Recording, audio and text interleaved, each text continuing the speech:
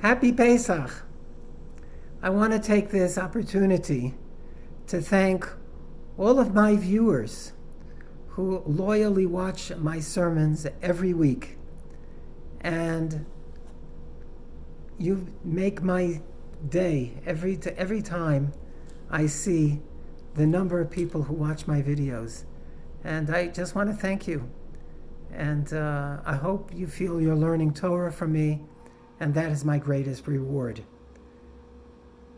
Almost 200 years ago, in fact on August 20th, 1821, a young rabbi named Chacham Isaac Bernays caused a sensation in his new community of Hamburg by giving a Shabbat sermon right in the middle of services, after the reading of the Torah.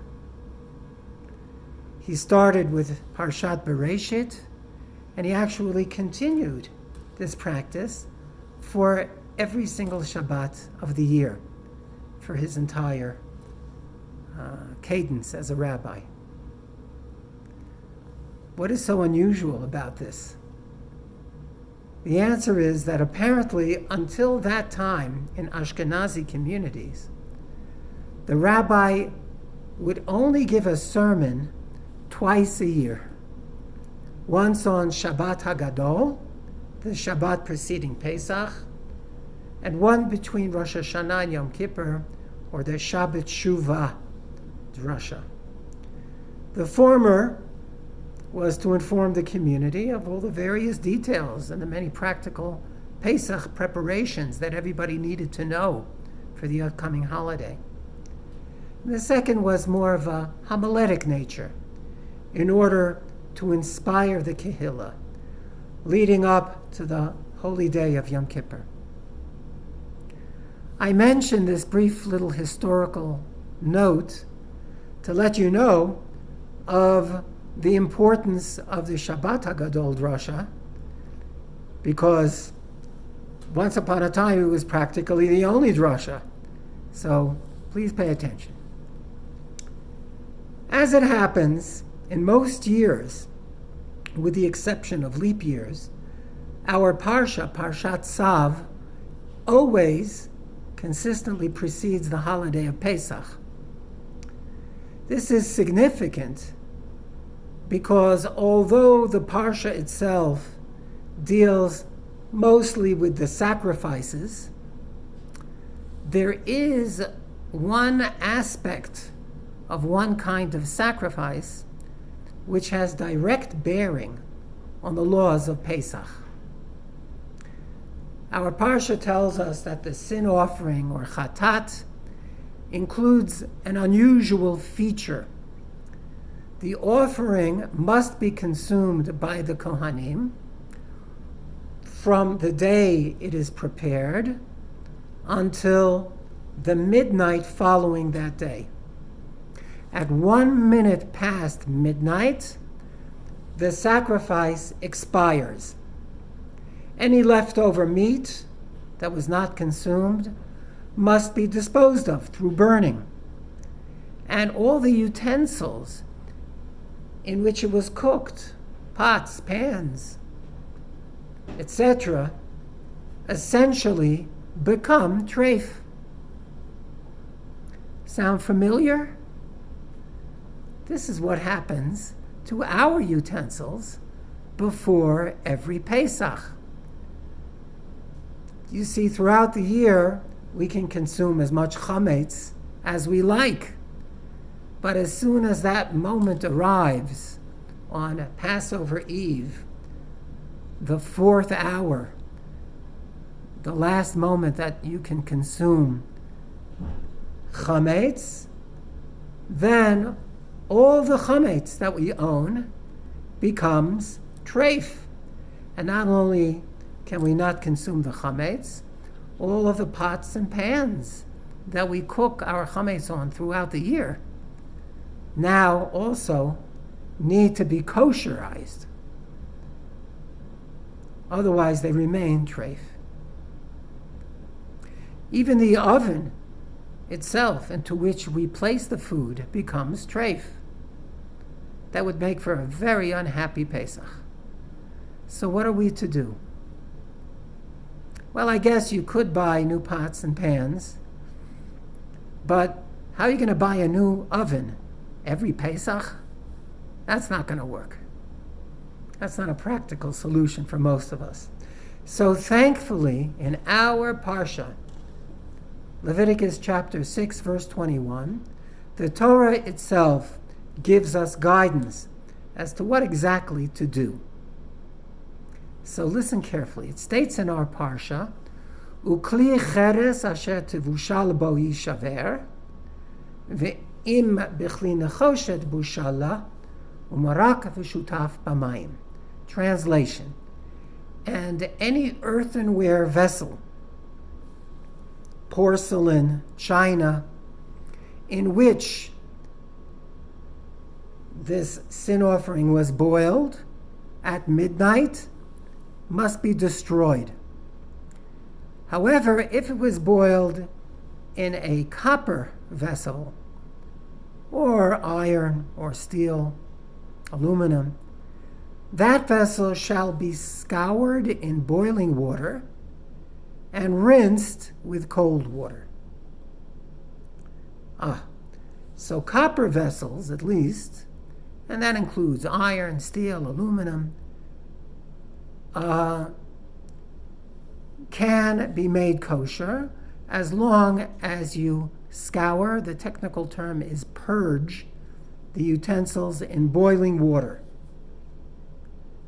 So in the case of the chatat, as long as midnight has not arrived and the flavors that are trapped in the walls of the pot are still kosher, then you boil it in water, and any of those flavors trapped in the walls will be purged, and the pot will become kosherized. That's a modern word which is used very often in the kosher industry. So we kosherize our utensils. So with regard to chametz, the same procedure would be followed. As long as it's not Pesach yet, we can boil all the metal pots, pans, theoretically even glass. Once upon a time, they didn't have tempered glass, and if you try to boil it, it would break. But now perhaps we can. So let's give a practical example. If you want to use your regular set of silverware that you use during the year for Pesach, what you would do is you would boil a pot with water, dip the silverware in, and then immediately take it out of the rolling water, and it would be kosher. What about the pot itself? You can always put a pot in a larger pot, but let's say you have your biggest pot. So basically the way it's done, you fill the pot with water, you put the fire on maximum. As soon as it boils, you displace the water so that it will roll over the sides of the pot. You could use the pot cover for that if you want. Some people use a stone, a hot stone. The water will boil over and kosherize the sides of the pot as well, and you have a kosher pot. Now you can use it for Pesach. In addition, there's one important detail which the Torah does not tell us here, but actually informs us later in Numbers chapter 31. And that is that in order for the purging to work, you need to wait first a period of 24 hours before you place the pot in the boiling water. This additional requirement is employed so that any remaining flavors which are absorbed in the walls of the pot or pan would, after 24 hours, be considered rancid and no longer have the value of a flavor. And that way, you remove all probability that you're eating a non-kosher food. So we are assured that no remaining chametz flavor would pose a problem during our Pesach preparations. So, to summarize, very simple, there's a tripartite system. The best way to kosherize utensils for Pesach is to follow the three-step solution. First step is to clean the utensil thoroughly. Step 2, wait 24 hours. And finally, step 3, dip them in boiling water or otherwise purge them. And again, all this must be done prior to Pesach. If you wait till Pesach, it's too late because even the tiniest flavor cannot be nullified. Okay, so all is wonderful as far as pot, pan, silverware, things of that nature. What about ovens? You can't take your oven and put that in boiling water, nor are you probably not a good idea to pour very hot water and cover every centimeter of the oven. You'll ruin your oven. So what do? So again, the Talmud gives us the solution. We have a rule that kibola o kach polto, which generally means, simply put, that whatever the temperature that you used in order to cook your food, the temperature that the flavors of the food would be absorbed in the wall of your utensil or oven, that same temperature would also expunge the flavors from the walls of the oven. So what do? We simply heat up our oven to a corresponding temperature, and what we do is as follows. Step 1, we clean the oven very well. I recommend using Easy Off, an abrasive, clean the oven, do the best you can to remove as much gunk and stains out of the oven. Then, step 2, you wait 24 hours. Don't use the oven for 24 hours. And finally, step 3, after the 24 hours is concluded, again before Pesach, heat the oven to a minimum temperature of Fahrenheit 451, which is the temperature necessary to ignite a piece of paper or a stalk of wheat, which the Gemara talks about. And kudos to Ray Bradbury for helping us with a mnemonic to remember the exact temperature. Even though 451 is good enough, I would recommend that you just simply raise the temperature to the maximum. Usually it's about 500 degrees in most ovens. And then let it heat up for the amount of time which you would normally cook a big piece of meat, let's say a turkey or a large roast, probably about 2 or 3 hours. If you're lucky enough to have a self-cleaning oven, then basically you don't have to worry. Just put it on self-clean for a couple of hours, and you're good to go.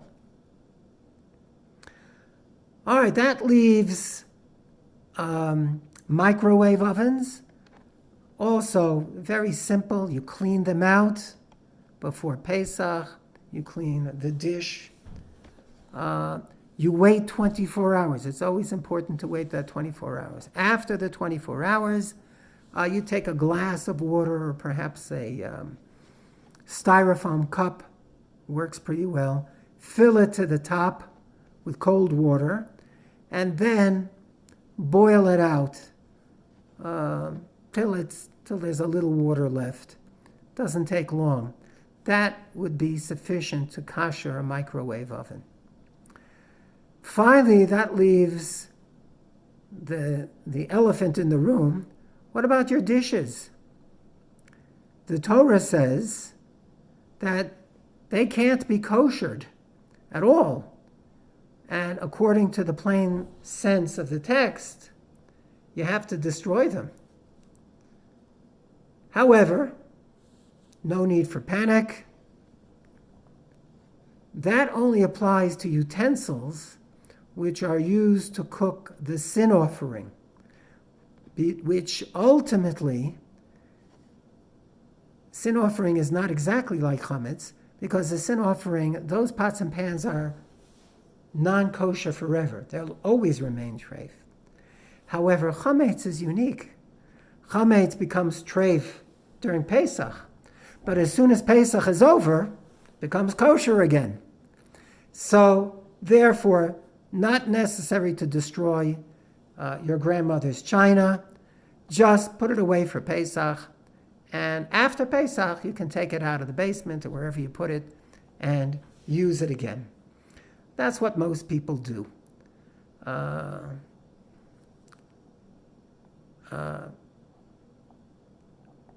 what about Passover? You'd really need to purchase a new set of Passover crockery. But hopefully most of us have done this already. Usually we get a set when we get married. So we've done this many years ago. But not everybody. That doesn't apply to everybody. So modern technology has offered us a much simpler solution. Simply use disposable plastic paper utensils. Use them, throw them out, say goodbye, and you're done. And I think it has another value, and that is, I remember when I first got married, watching Leora slave after the Seder, after we've had many guests, and we'd stay up till 3 a.m. washing dishes. Seder is the time of the celebration of our freedom. It should not be an excuse for more drudgery. So I decided then and there, next year, paper and plastic. I've never looked back. Okay, what I presented here is just a basic contour of the major rules and regulations of how to kosher your home, as well as the explanation behind it.